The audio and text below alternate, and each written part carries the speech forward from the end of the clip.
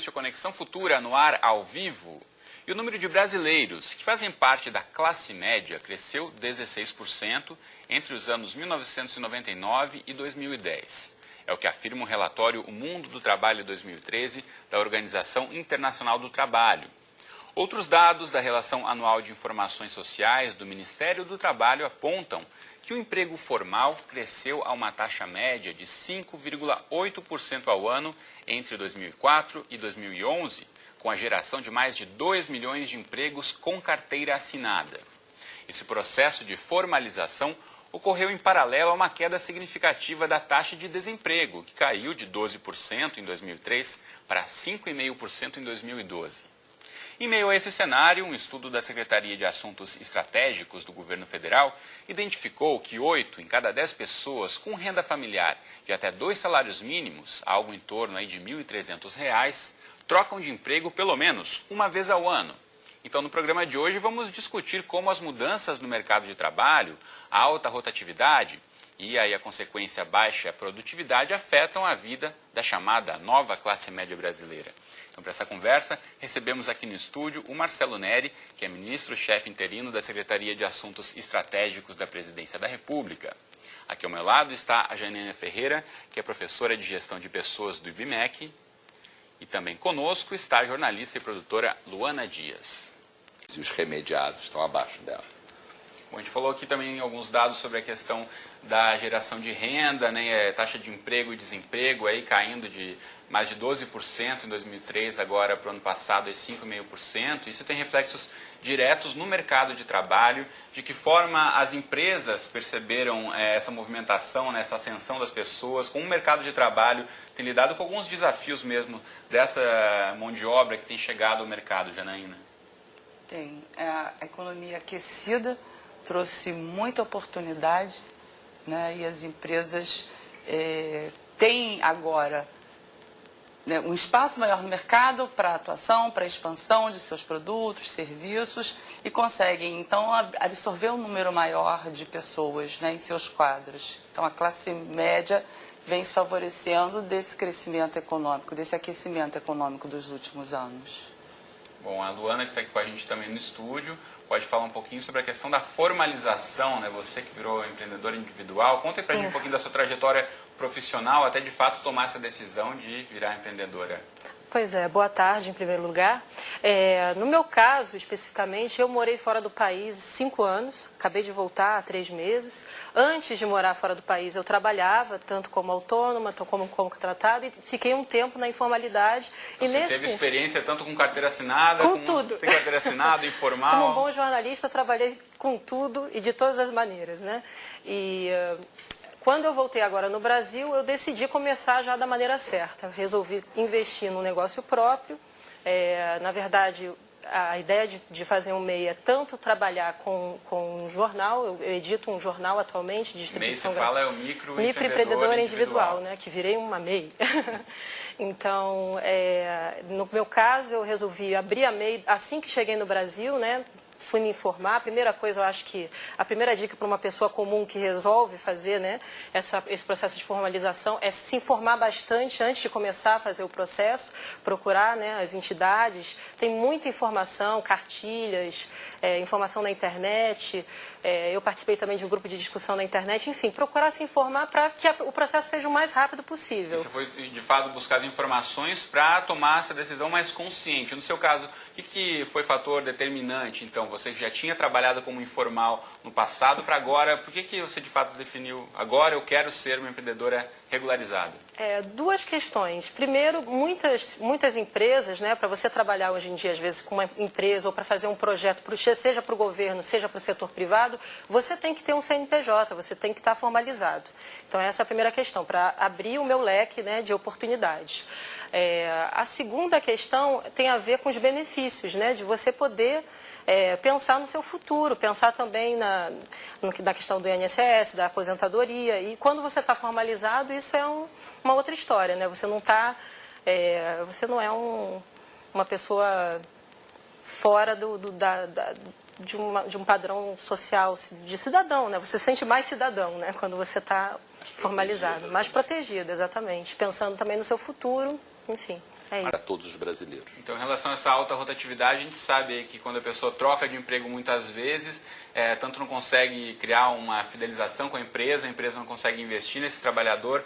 Que prejuízo a gente pode ver para o cenário da economia, do mercado de trabalho, com tanta troca de emprego aí, 80% chega ao índice, né, entre pessoas com até 2 salários mínimos, Janaína? É assustador. Eu fiquei assustada com esse resultado. Bom, a gente tem prejuízos para a economia, de uma forma geral, né, porque o governo, com o desemprego, ele tem algum encargo, algum benefício que ele tem que dar, o auxílio-desemprego é um, então para a economia não é interessante.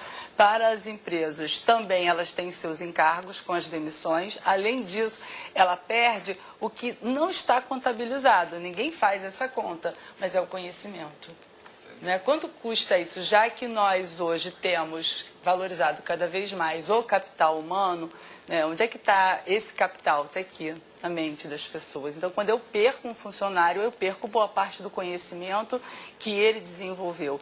E ele também perde porque não consegue aprofundar, não consegue estabelecer uma relação, né, para entender melhor o negócio, né? Nessa mudança muito rápida, ele também fica um funcionário muito superficial.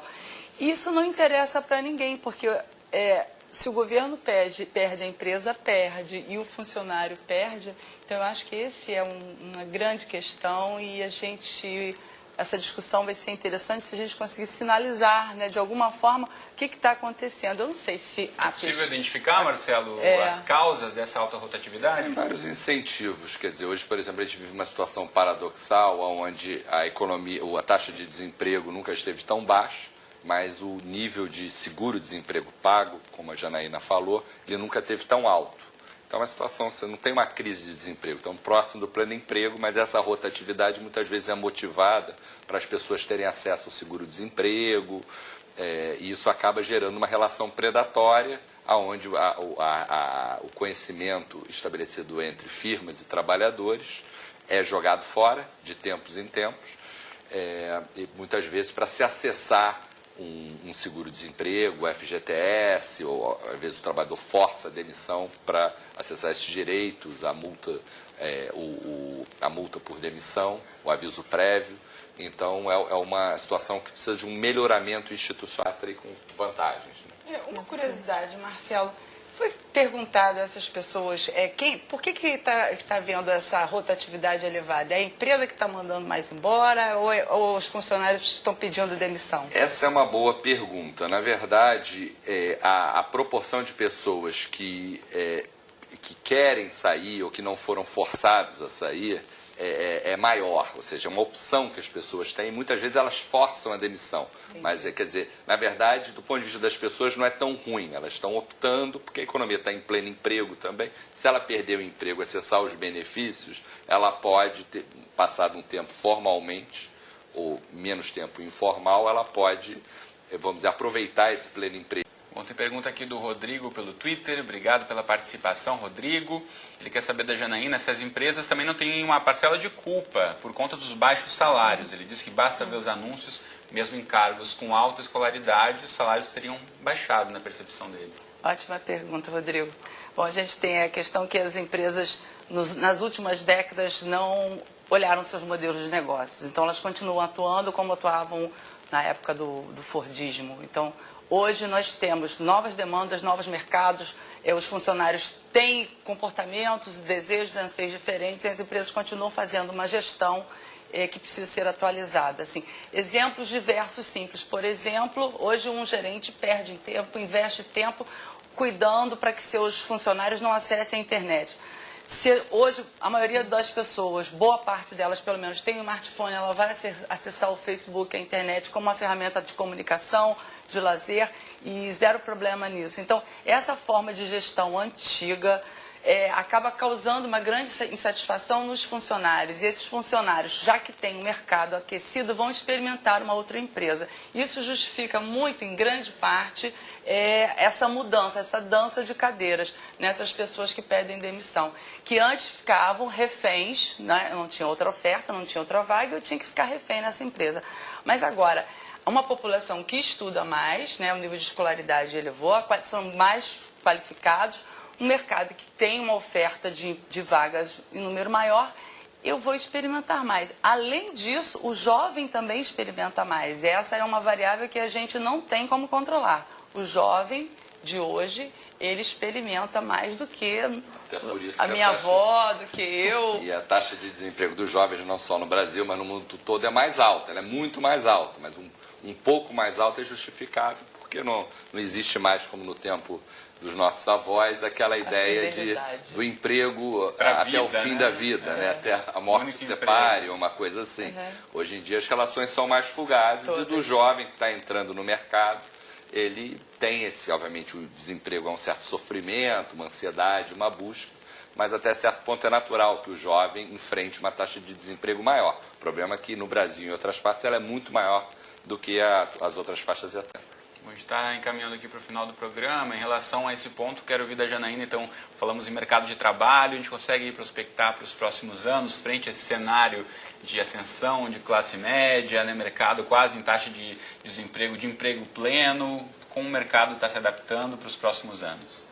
Os próximos anos, mantendo-se a economia, né, tudo mais constante, a expectativa é que as pessoas cada vez mais se qualificam pelo próprio interesse, até por iniciativas governamentais, né? Existe uma grande preocupação na qualificação dessa mão de obra. Então, a economia aquecendo, a gente continua gerando vagas, né, que vão trazer oportunidades. Vale a pena investir em formação e educação continuada sempre. Independente do mercado aquecido ou não, a gente precisa estar bem preparado para se colocar nesse mercado.